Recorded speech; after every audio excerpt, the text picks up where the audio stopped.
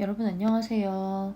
오늘은 전기 에너지를 생산지에서 소비지까지 수송하는 방법과 이 과정에서 손실되는 에너지에 대해 알아보겠습니다. 우리나라에 설치되어 있는 주요 발전소를 나타내 보았습니다. 발전소의 규모에 따라서 그리고 발전원에 따라서 표현을 달리한 것인데 화력발전소에서 생성되는 전기 에너지가 가장 많고 원자력 발전소들도 규모가 큽니다.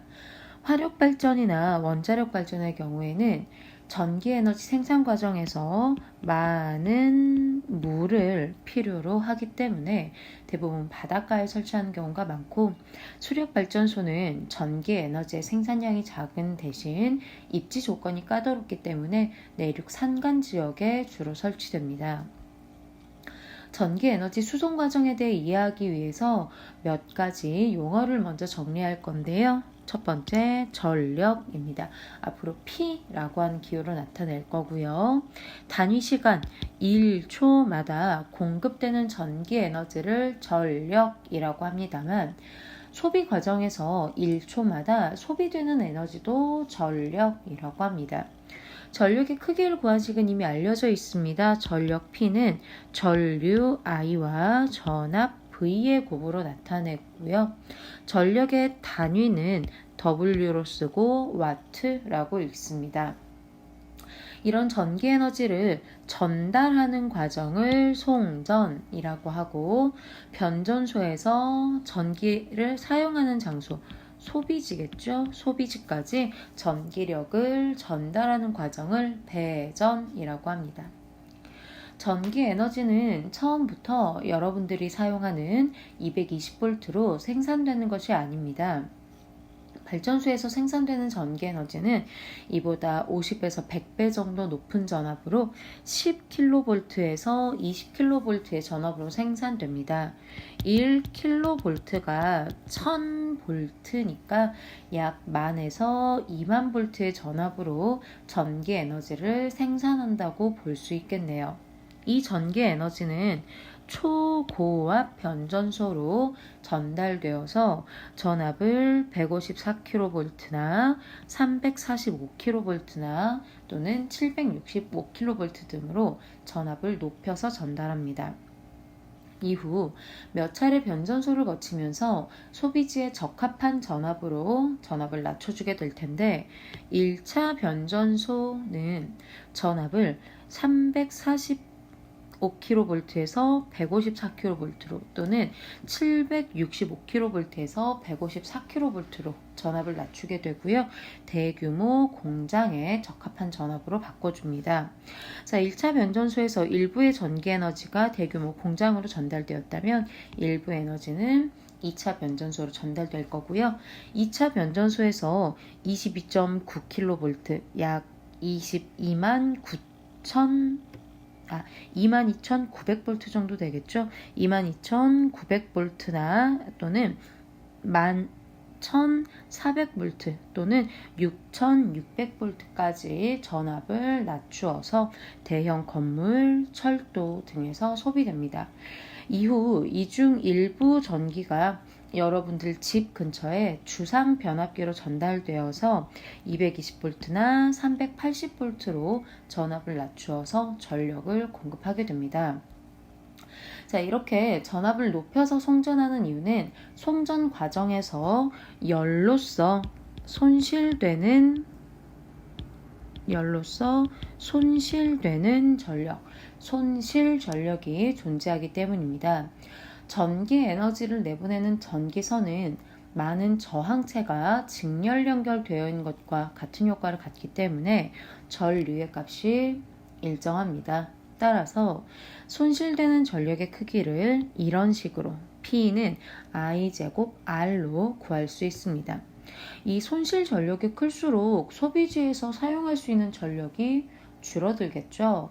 따라서 송전 과정에서는 전력 손실을 줄여야 하는데, 전력 손실을 줄이는 방법은 두 가지입니다. 전기선의 저항을 줄이거나 전류의 크기를 줄이는 방법입니다.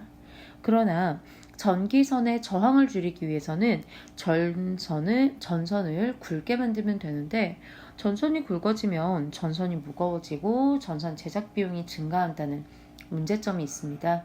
그래서 현재 사용하는 방법은 전류의 크기를 줄이는 방법입니다.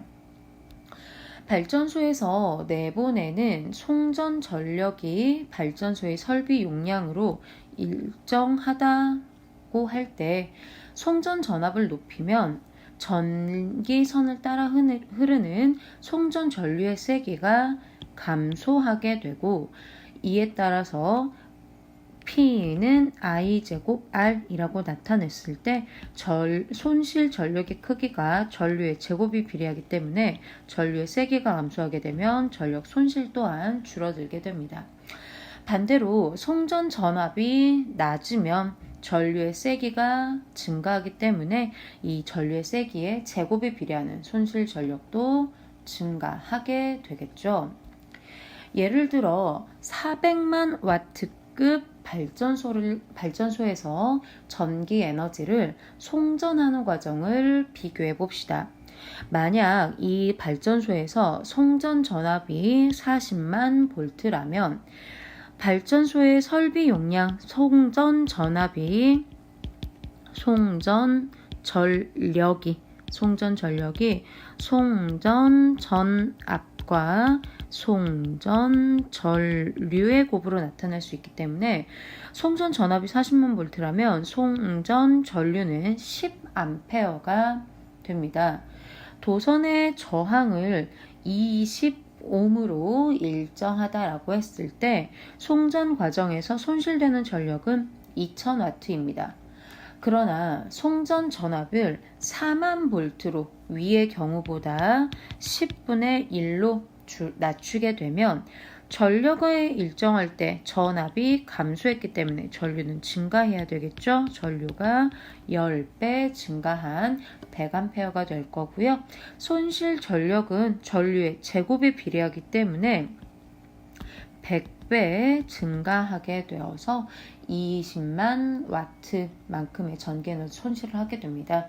따라서 송전 과정에서는 전압이 높을수록 손실되는 전력이 적습니다. 송전 과정에서 전압을 높이거나 낮추는 설비들을 변압기라고 합니다.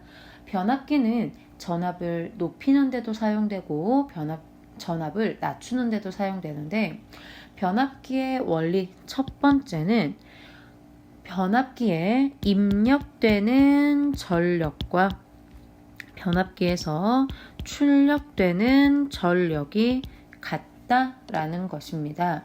만약에 1차 코일에 입력되는 전압의 크기를 V1, 흐르는 전류의 세기를 I1이라고 하고 2차 코일에서 출력되는 전압을 V2, 전류의 세기를 I2라고 한다면 입력 전력 P1, 출력 전력을 P2라고 했을 때 이 두 값이 같습니다.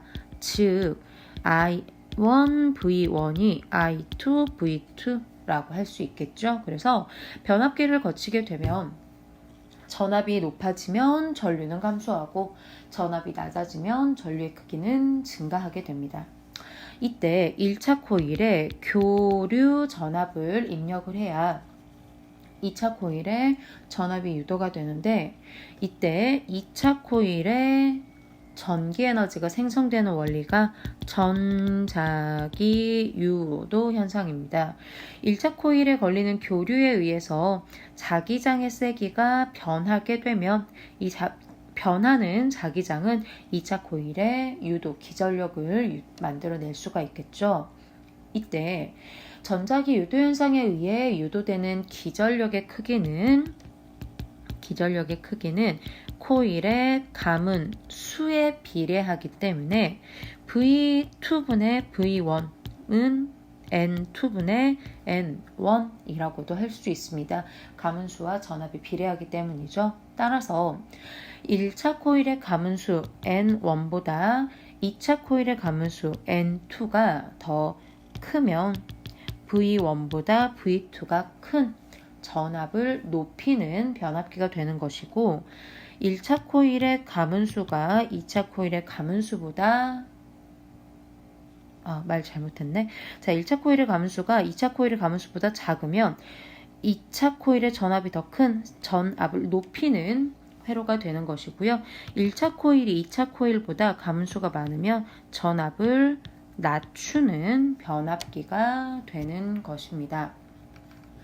예전에는 우리나라도 낮은 전압으로 전기 에너지를 수송을 했습니다. 1965년도에 송전선들을 보면 154kV짜리 송전선들이 설치가 주로 되어 있었거든요. 그러나 사용하는 전기 에너지 양과 사용처가 증가함에 따라서 1985년에는 345kV급 송전선들을, 2015년에는 765kV급 송전선들을 설치를 하면서 전국적으로 보다 효율적인 수송 방법을 사용을 하고 있습니다.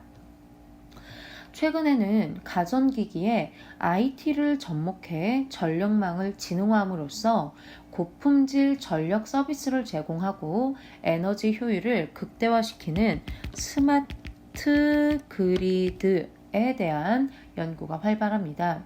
스마트 그리드는 전기 공급자와 생산자들에게 전기 사용자 정보를 제공함으로써 보다 효과적으로 전기 공급을 할 수 있게 해주는 서비스입니다. 스마트 그리드를 이용을 하면 다양한 데이터 분석을 통해 전기량을 예측하여 생산하므로 에너지 효율을 높여서 에너지 낭비를 줄일 수 있는 방법입니다. 오늘은 전기에너지의 전달 방법에 대해서 이야기해 보았습니다. 전기에너지 수송뿐 아니라 가정에서 손실되는 양을 줄일 수 있도록 많은 노력이 필요합니다.